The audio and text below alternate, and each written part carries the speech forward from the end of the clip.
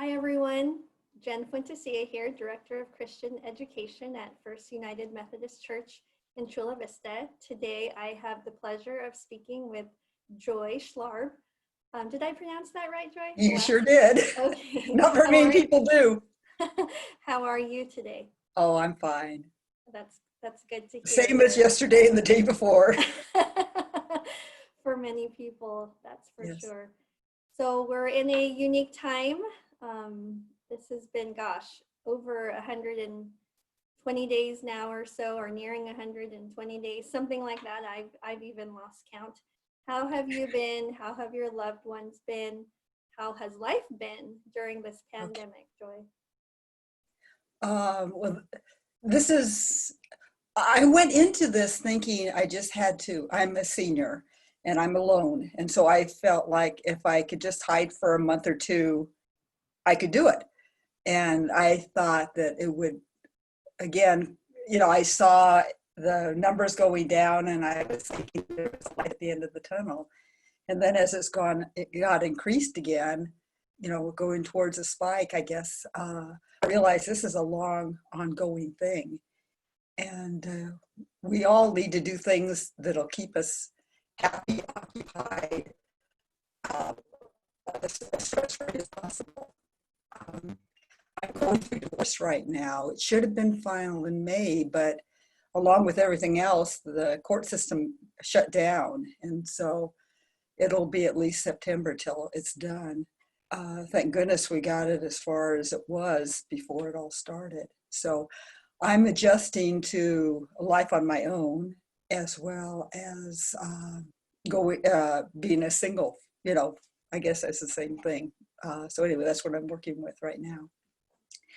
As far as what I'm doing, every morning I get up and I walk, and that's my freedom time.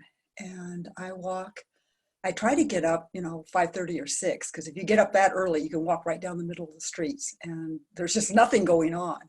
So I take a walk and I look at the flowers. I look at occasionally a person and just see what's life there. And Linda Reynolds does a lot of this where she looks at things and just sees the beauty in things. And so that's what I'm trying to do is, I see a magnolia that is blooming and just enjoying the flowers. And some nice lady a couple blocks over made this beautiful chalk painting on her driveway. And so I walk over to that every day, and that makes me happy, So that is my time of freedom. And after I do my walking, I come home and I do my email, I do my Bible study, I read the paper.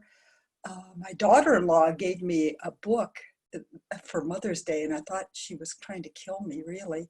It had 124 pages in it on about myself as a young child, as a mother, and as a grandmother for my son. And I thought, oh, golly, that's just painful. And I've really gotten into that. And so I've got about 100 of the 124 pages completed now with pictures. And that's been a really nice time for me. So somebody might want to think about that if they have a child or a grandchild that they would like to communicate with. For me, it's been really helpful. It's made me go back and look at pictures and remember these good times. So that was another thing I did. I'm also a quilter. And as a quilter, we do a lot of things on our own. So I think that, and we have projects all the time. So, it started off with just doing the masks for people and things like that. But then after that, I started, I cranked out 3 quilts. I've done Christmas presents. I have a birthday present for my grandson that's not 3 yet for when he's 5, that type of thing. So I've just been doing things, but it gives me something to look forward to each day. And so if you have an activity, I think that's really neat to enjoy that. I guess the other thing I can think of, I've been trying to brainstorm, before I talk to you, is that, oh golly, just a second here. It went out of me. But anyway, I've been trying to just do things that will make me feel positive. I've limited the amount of news I watch. There's just so much protests and anger and bad news health-wise. It's hard to keep a positive look on life when you're in, for me. Now, my sister just enjoys the heck out of this, and I don't. And so for me, I've limited what I do. I've been watching a lot more of Hallmark Channel because you're guaranteed they're all going to be happy at the end, So I've been doing that. And so does that give you kind of an idea of where I am and what I'm doing? I would say so. And I think that what you have shared, even during moments of turmoil and hardship, like you shared, and going through the divorce, and I'm sure there are many others, even during the pandemic, who may be going through something challenging like that. You find ways to fulfill and feed Yeah. your soul, and it sounds like your walks, pausing to look at the flowers, taking the time to read the word, quilting. It sounds like all of those things have continued to feed your soul and bring you hope, even during this dark time for many. Yes. Something I should have mentioned is that when I knew that I was going to be going through divorce, I put on my cross. I don't know if you can see it or not, if it's there.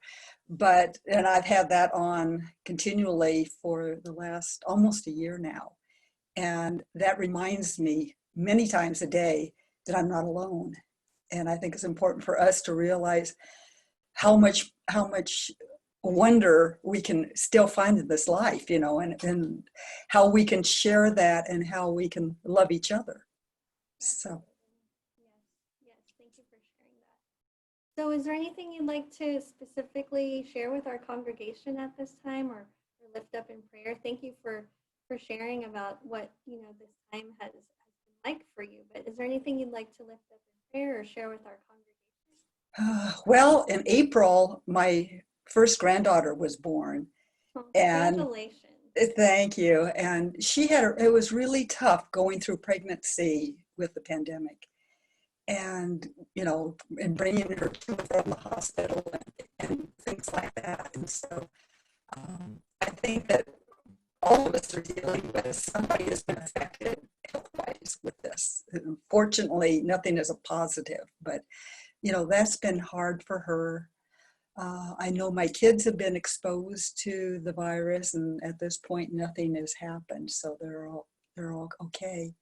So I would just ask for prayers for all of us for being thoughtful, being loving, being what we need to be with each other, because we're all a little fragile right now. And so that's kind of my words of wisdom as such.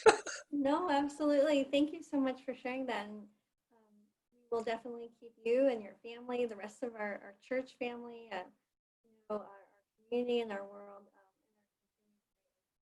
prayers for healing and guidance and God's wisdom.